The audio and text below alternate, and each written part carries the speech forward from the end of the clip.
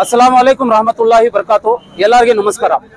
आज हमें यहाँ प्रोटेस्ट करने का रीजन क्या है को बोले तो कल शाम में दिल्ली के एयरपोर्ट में हमारे नेशनल के प्रेसिडेंट एसडीपीआई के एमके फैजी साहब को अचानक अरेस्ट करने की वजह से हमें आकर आज ये पूरे हिंदुस्तान के अंदर स्टेट से लेकर डिस्ट्रिक्ट से लेकर असेंबली तक हमें आकर ये प्रोटेस्ट कर रही। ये हमारा हक है। पहली चीज क्या है बोले तो जो इन्होंने अरेस्ट कर रही, आज जितने भी कानून हमारे हिंदुस्तान के अंदर पास कर रही बीजेपी एंटी पीपल पूरा पॉलिसी इन्होंने लेकर आ रही।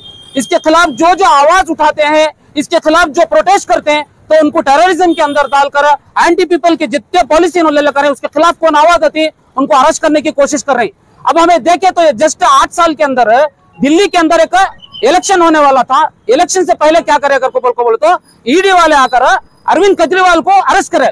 ऐसा हमारे कर्नाटक के अंदर इलेक्शन होने वाला था, उससे पहले क्या करे डीके शिव कुमार को अरेस्ट करे। ऐसा क्या करे सीएए एनआरसी वक्फ अमेंडमेंट बिल के खिलाफ हमें आवाज उठाए। ये आकर पीपल के खिलाफ, पब्लिक के खिलाफ, एंटी पीपल के ऊपर तुम्हें आकर ये पॉलिसी पास कर रही बोलकर हमें आवाज उठाए। तो आज हमारे नेशनल प्रेसिडेंट एमके फैजी साहब को अरेस्ट कर को ही ये आकर शेम है। हमारे बीजेपी इंडिया के अंदर बीजेपी हुकूमत के वास्ते शेम है, शेम शेम शेम। और उसके साथ साथ आकर ईडी आकर पूरे हिंदुस्तान के वास्ते काम करना सो ये आकर ये गवर्नमेंट सेक्टर है, एक गवर्नमेंट सेक्टर, लेकिन ये आकर प्राइवेट सेक्टर की जैसा काम कर रहा है। बीजेपी का पट्टा गले में डाल कर ये प्राइवेट सेक्टर की जैसा काम कर रहा है। ये देश के अंदर काम करना था, उन्हें एक तरीके से काम करना था, सही तरीके से हिंदुस्तान के कॉन्स्टिट्यूशन के वास्ते उन्हें काम करना था, लेकिन उन्होंने वैसा काम नहीं करा। ईडी के वास्ते भी हमारे सबके तरफ से, पूरे एसडीपी के काउंसिल की तरफ से शेम शेम शेम।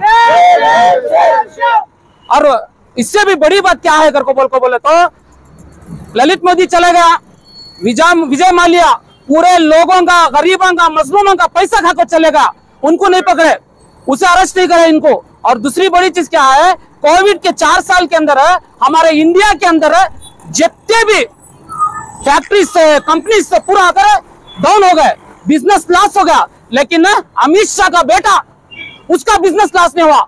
350% आकर उसका बिजनेस आकर अप में गया, लेकिन गरीबों को भूख से मर गए। आज हमारे पार्टी का भी एजेंडा जो 2009 जून के 21 तारीख को बना है, भूख से आजादी, खौफ से आजादी, आज हम हक के वास्ते खड़को हैं, हमने हक के वास्ते लड़ रही, गरीबों के वास्ते लड़ रही, मजलूमों के वास्ते लड़ रही, आदिवासियों के वास्ते लड़ रही, बिछड़े हुए तबकात के वास्ते लड़ रही बोलको हमने डराने की कोशिश कर रही ईडी के तरफ से।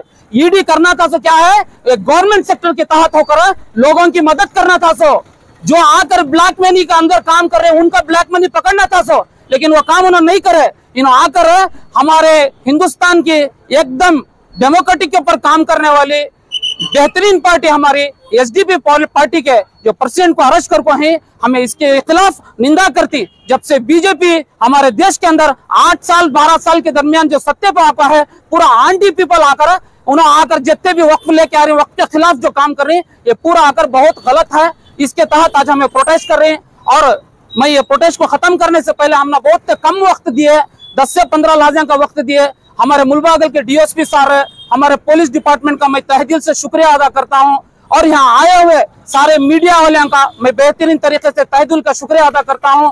और रमजान के महीने के अंदर इन्होंने जो काम कर रही, इसका जवाब एक दिन उन्हें देना पड़ता है। इसका जवाब कौन दे लेती कर को बोले तो हिंदुस्तान के आवाम लेचे इंशाअल्लाह। और जो कॉन्स्टिट्यूशन को जिंदा रखना, हमारे संविधान को लेकर चलना अगर को है, उन्हें सब एक होती है। और एंटी पीपल के खिलाफ जो जो काम कर रहे हैं, इनके खिलाफ एक दिन पूरे खड़ती है, आवाज उठाते हुए इनको भी एक दिन मुंह के खाना पड़ता है। इंशाल्लाह मैं अपनी बात को खत्म करता हूं। और दूसरी बड़ी चीज क्या है करको बोले तो आज हमें प्रोटेस्ट करने का मकसद क्या है करको बोले तो हमारे नेशनल प्रेसिडेंट को जल्द से जल्द रिलीज करना है। अगर रिलीज नहीं करे करको बोले तो हमें इससे बड़े बड़े प्रोटेस्ट करती इंशाअल्लाह।